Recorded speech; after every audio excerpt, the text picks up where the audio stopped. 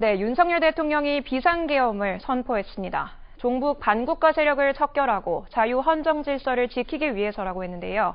대통령실 취재기자 연결합니다. 김용재 기자. 네, 윤석열 대통령은 조금 전 용산 대통령실에서 긴급 브리핑을 통해 비상계엄을 선포했습니다.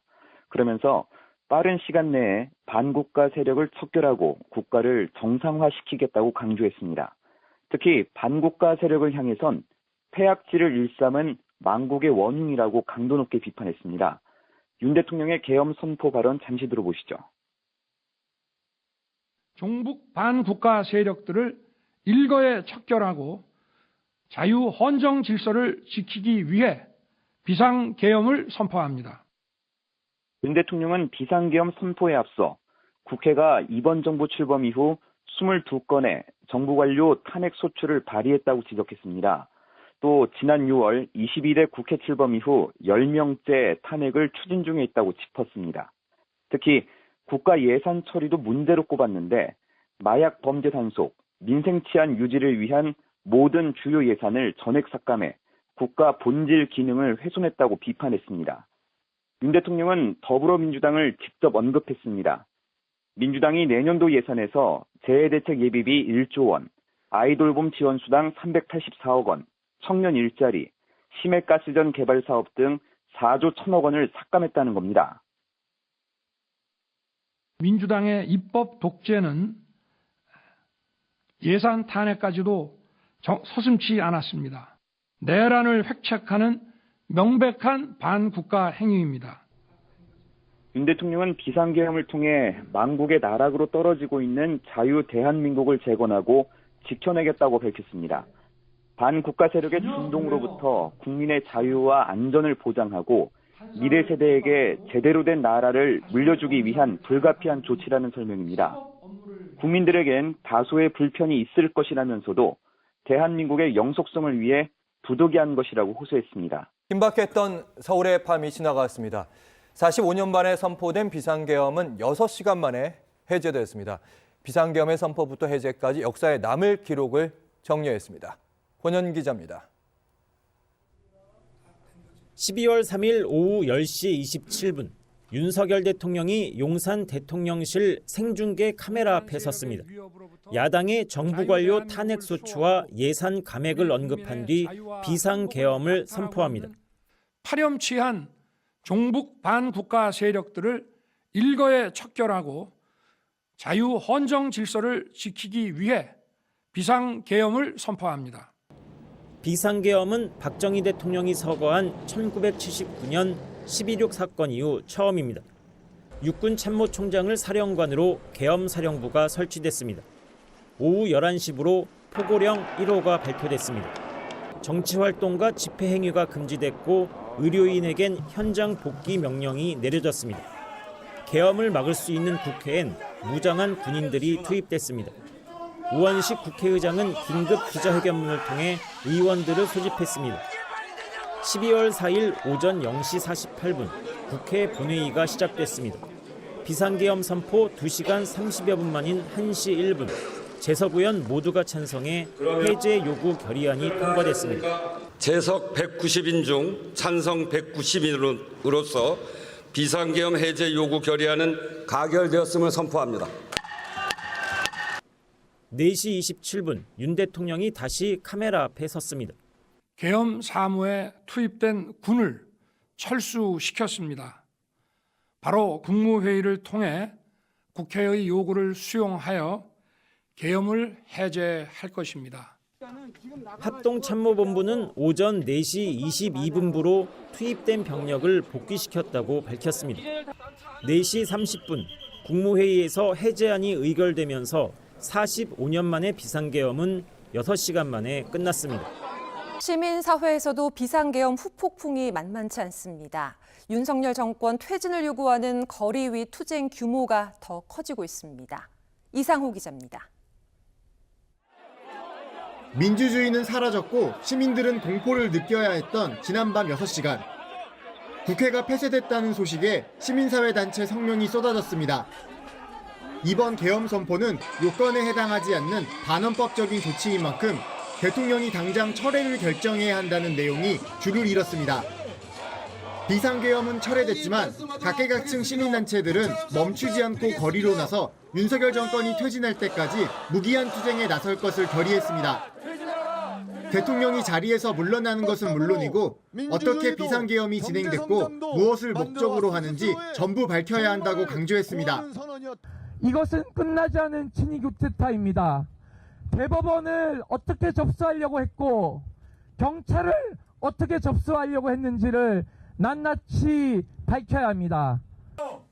민주노총은 정권 퇴진이 이뤄질 때까지 무기한 총파업에 들어간다고 밝히며 투쟁 선봉에 나섰습니다.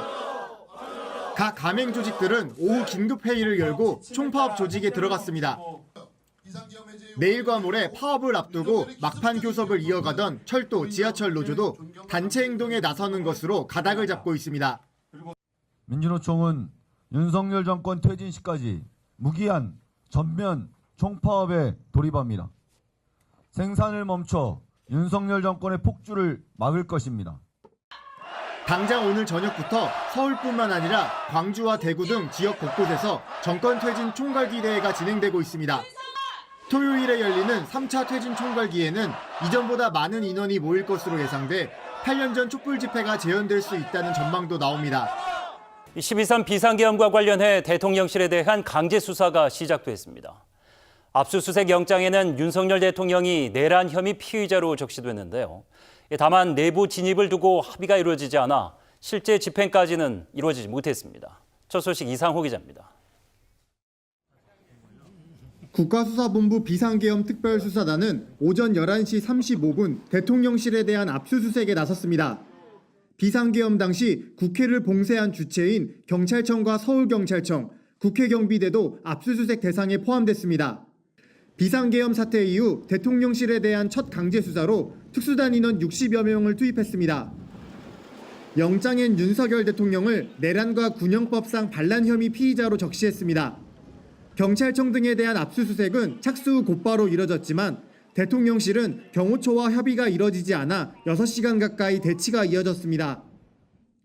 형사소송법상 군사기밀시설은 관리자의 허가 없이는 압수수색을 진행할 수 없습니다. 압수수색 영장에 적시된 집행시한은 일몰인 오후 5시 14분까지여서 대통령실 진입은 결국 불발됐습니다.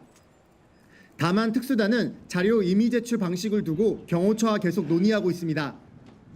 압수수색 영장 유효 기간은 보통 일주일로 자료 제출 협의가 이뤄지지 않는다면 이 안에 다시 압수수색을 시도할 수 있습니다. 앞서 특수단은 조지호 경찰청장과 김봉식 서울경찰청장을 오늘 새벽 긴급 체포했습니다. 경향신문은 윤 대통령이 비상계엄 선포 3시간 전쯤 조 청장과 김 서울청장을 종로구 삼청동 안전가옥으로 불렀다고 보도했습니다. 이때 계엄군이 장악할 기관과 인물들이 적혀 있는 A4 용지 한 장 분량의 지시사항을 전달했다고도 전해졌습니다. 특수본은 대통령과 조 청장이 안가에서 만난 사실 여부에 대해 확인해 줄 수 없다고 밝혔습니다. 국회에서는 비상계엄 관련 긴급 현안 질의가 이어졌습니다. 계엄의 위험 문제는 물론 정치인 암살 계획과 생화학 테러 등 상상하기 힘든 주장과 증언들이 쏟아졌습니다. 이윤총 기자입니다. 12.3 비상계엄 선포 관련 국회 긴급 현안 질의. 비상계엄 선포 당일 열린 국무회의에 질문이 집중됐습니다. 최상목 경제부총리와 조태열 외교부 장관은 윤 대통령이 계엄 관련 자료를 줬다고 증언했습니다. 대통령이 들어가시면서 제 이름을 저를 보시더니 저 참고 자료 이거 참고하라고 하면서 하니까 옆에 누군가가 전 잘 모르겠어요. 누군가가 저한테 자료를 하나 줬습니다. 국무위원 대부분 계엄을 반대했다며 책임을 윤 대통령에게 돌렸습니다. 국회 상임위원회에서도 비상계엄 관련 폭로가 이어졌습니다. 국회 과방위에서는 계엄 당시 한동훈 국민의힘 대표 등 정치인 암살 계획 의혹이 제기됐습니다.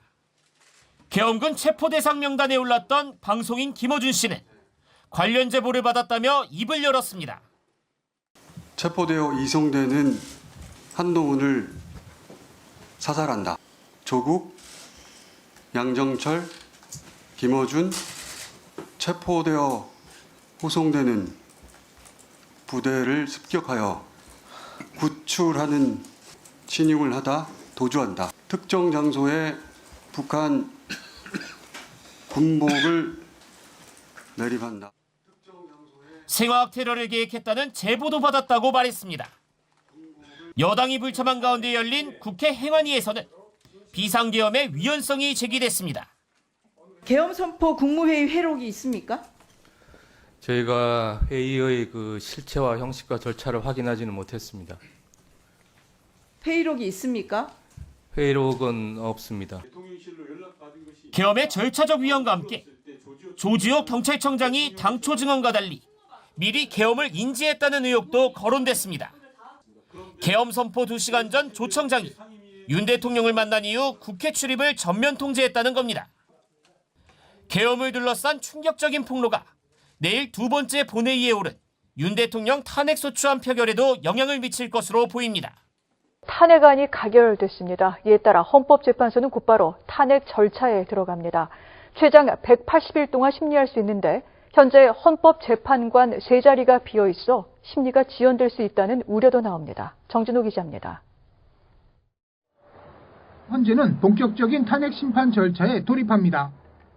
변론은 공개가 원칙인데 윤 대통령 측이 비공개를 요청하면 재판부가 공개 여부를 결정합니다. 탄핵 심판 사건은 헌법재판소 재판관이 모두 참여하는 전원재판부가 담당하게 됩니다.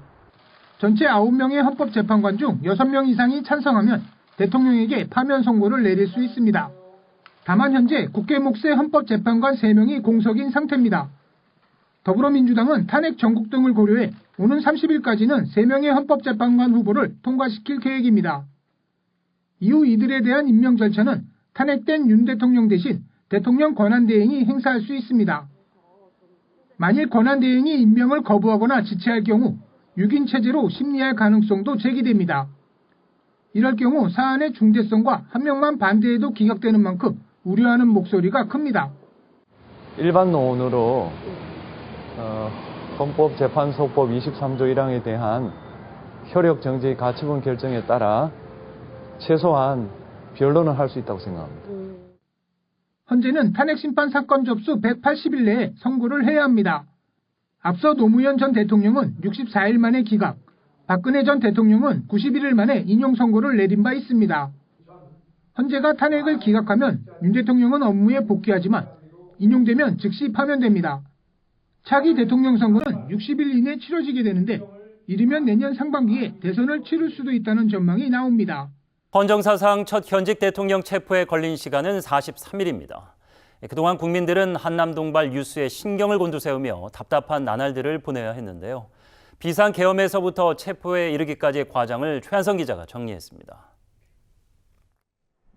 45년 만에 비상계엄이 선포된 것은 지난해 12월 3일입니다.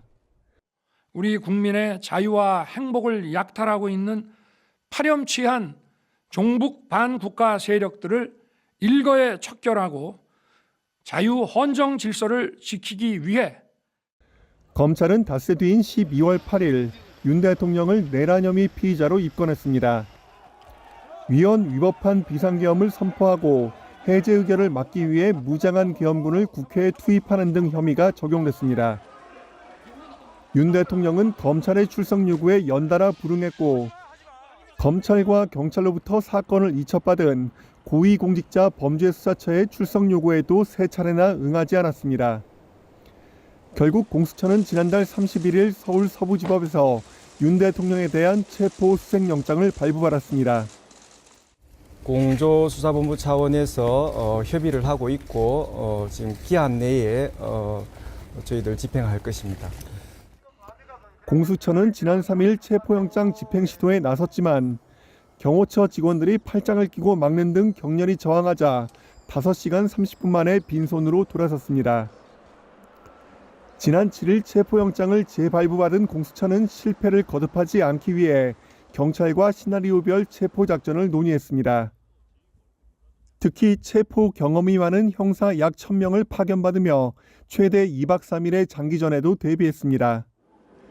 그리고 오늘 다시 윤 대통령 관저를 찾아 사상 첫 현직 대통령 체포작전을 끝냈습니다. 2차 체포영장 집행엔 경호관들이 피의자 윤석열에 대한 공무집행을 막아서지 않아 우려했던 물리적 충돌은 없었습니다. 윤 대통령은 체포 전 내놓은 영상 메시지에서 자신에 대한 체포에 반발했습니다. 안타깝게도 이 나라에는 법이 모두 무너졌습니다. 아울러 불미스러운 유혈 사태를 막기 위해 체포가 아닌 출석에 응하기로 했다고 말했습니다. 내란 우두머리 혐의를 받는 윤석열 대통령이 결국 오늘 새벽 구속됐습니다. 현직 대통령 구속은 헌정사상 처음으로 12.3 비상계엄 사태가 있은 지 47일 만입니다. 첫 소식 최진만 기자입니다. 서울 서울지법 차은경 부장판사는 내란 우두머리와 직권남용 권리행사 방해 혐의를 받는 윤 대통령에 대한 구속영장을 발부했습니다. 증거인멸 염려가 있다는 이유에서입니다. 재판부는 우선 형법상 내란 우두머리 혐의는 최대 사형에 처해지는 만큼 범죄의 중대성이 크다고 봤습니다. 또 윤 대통령이 최근 휴대전화를 교체하고 텔레그램을 탈퇴한 점 등을 들어 증거인멸 우려가 다분하다고 판단했습니다. 김용현 전 국방부 장관 등 계엄에 가담한 10여 명이 이미 구속 기소된 점도 구속영장 발부에 영향을 끼친 것으로 보입니다. 앞서 구속영장 실질심사는 차부장 판사 심리로 어제 오후 2시부터 휴식 시간을 제외하고 4시간 30분 동안 진행됐습니다. 윤 대통령은 예상을 뒤엎고 직접 법정에 출석해 40분 정도 소명에 나섰지만 법원은 결국 내란 혐의가 소명된다고 판단했습니다. 구속영장이 발부됨에 따라 윤 대통령은 체포 기간을 포함해 최대 20일 동안 구속 상태로 수사를 받게 됐습니다. 기소권이 없는 공수처는 오는 24일쯤 검찰에 사건을 이첩하고 이후 검찰이 보강 수사를 거쳐 다음 달 5일 전후로 윤 대통령을 구속 기소할 전망입니다. 서울구치소 구인 피의자 대기실에서 대기 중이던 윤 대통령은 3평 남짓한 서울구치소 독방에서 생활하게 됩니다. 정식 입소 절차는 오늘 오전 9시쯤 이루어진 것으로 알려졌습니다. 수용번호를 발부받은 뒤 정밀 신체 검사를 받고 이후 미결 수용자복으로 갈아입은 상태에서 얼굴 사진인 이른바 머그샷을 찍은 겁니다. 윤 대통령은 형이 확정된 기결수가 아닌 만큼 구속됐지만 현직 대통령 신분에 맞는 경호가 이뤄집니다. 윤석열 대통령 탄핵 심판 사건에 김용현 전 국방부 장관이 증인으로 출석했습니다. 김 전 장관은 비상계엄 정당성을 적극적으로 설명했지만 논란이 있었던 최상목 문건에는 여전히 의문점이 남았습니다. 첫 소식 이상호 기자입니다. 지난 변론 때와 같은 복장으로 출석한 윤석열 대통령.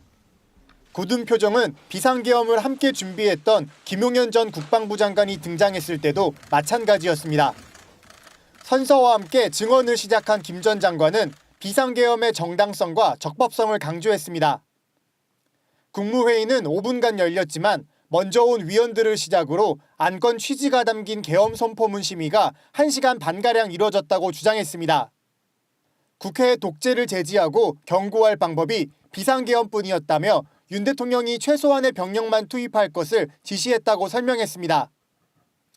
비상입법기구 관련 예산을 편성할 것을 지시한 일명 최상목 문건은 자신이 작성하고 실무자를 통해 전달했다고 말했습니다.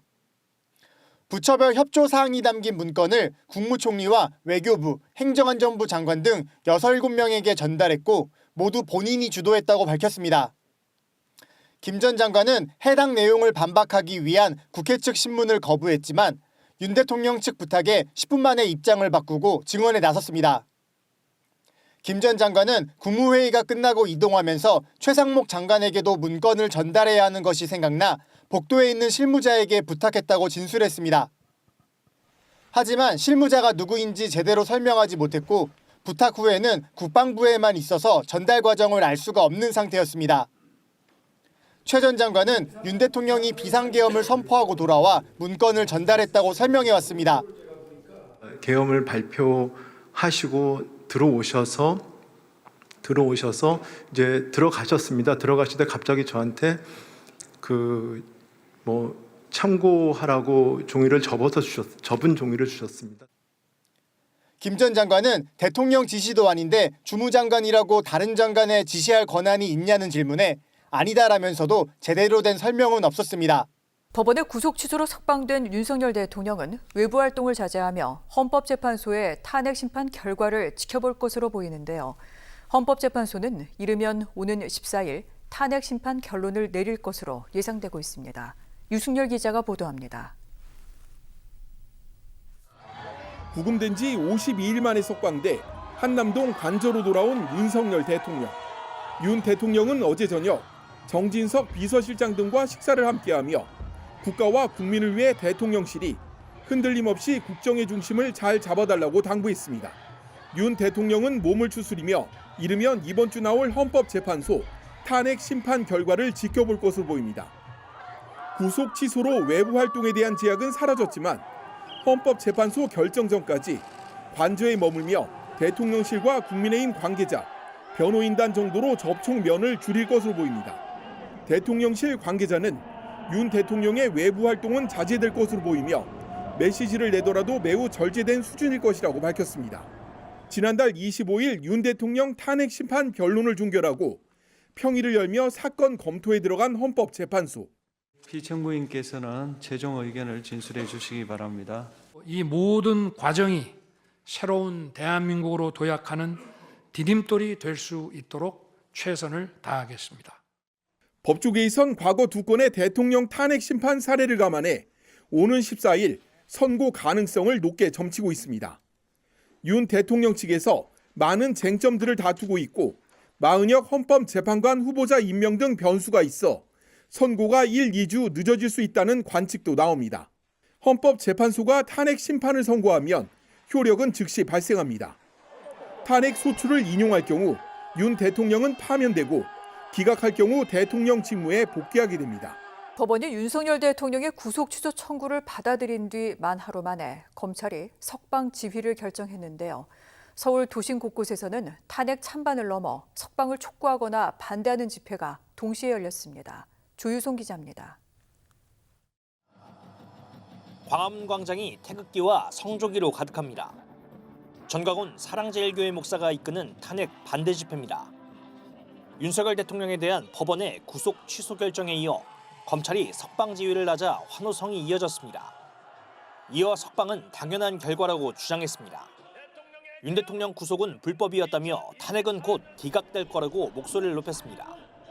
계엄에 대해서 불법이다, 위헌이다 이런 얘기부터 했는데 거기부터 잘못됐다고 생각하고요.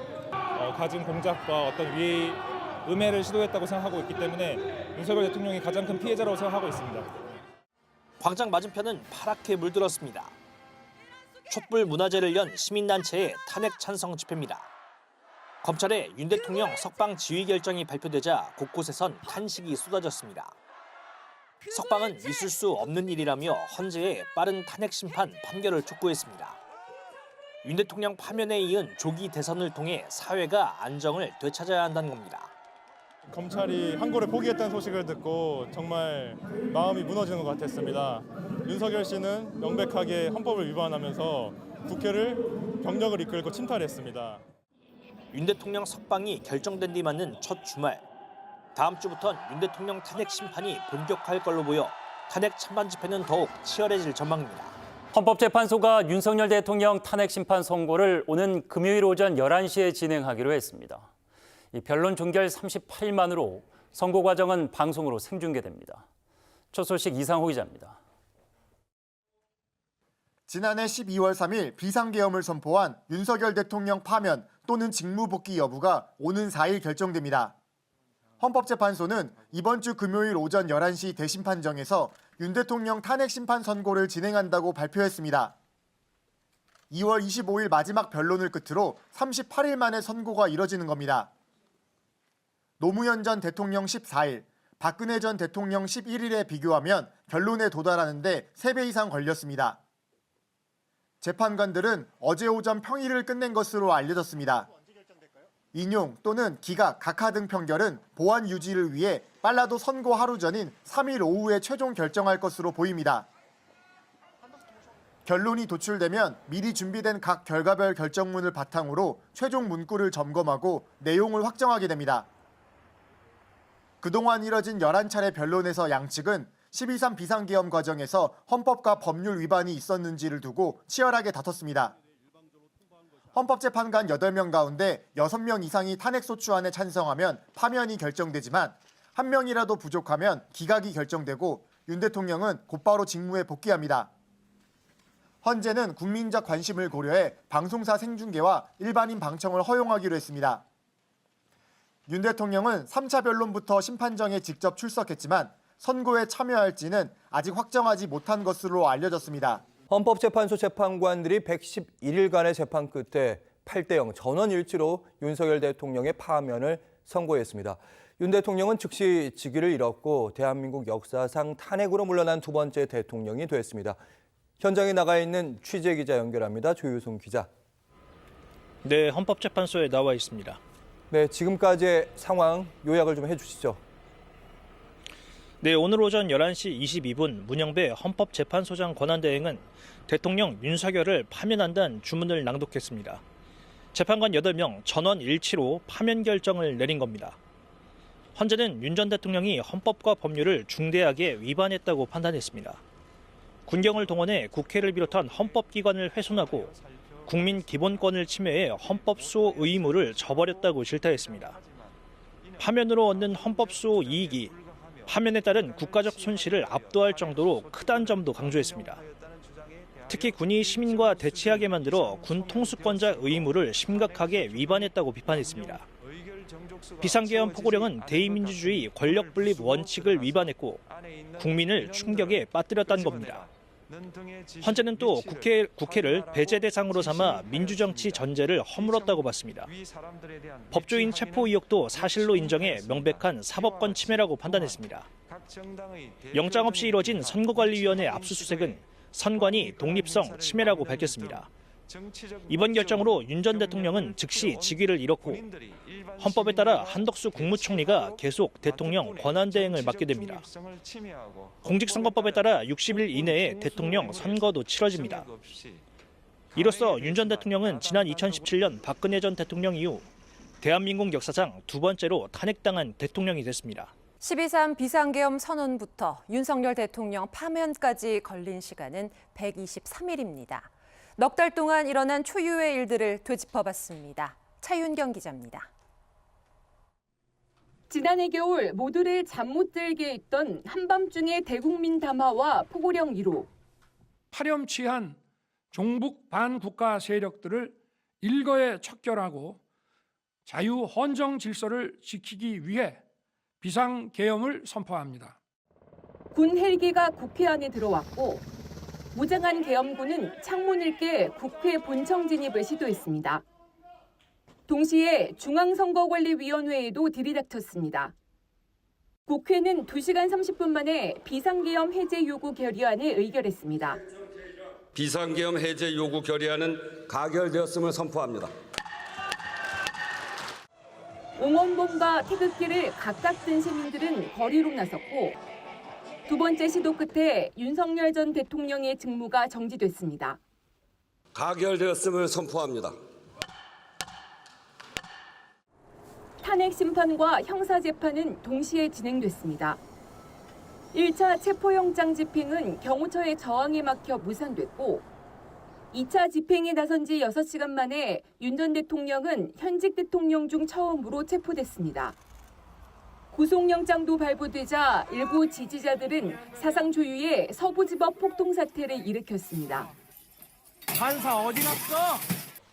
헌법재판소는 11차례의 변론 기회를 열었고 무력으로 국민을 억압하는 계엄이 아니라 계엄의 형식을 빌린 대국민 호소입니다. 이제 타락하고 오염된 반민주적, 반헌법적 요설과 궤변의 고리를 끊어야 합니다. 법원의 구속 취소로 윤 전 대통령이 석방되자 탄핵 찬반 갈등이 더 심해지기도 했습니다. 역대 대통령 탄핵 사건 중 최장 기간 수기를 거듭한 현재. 결론은 파면이었습니다. OBS 뉴스 차윤경입니다.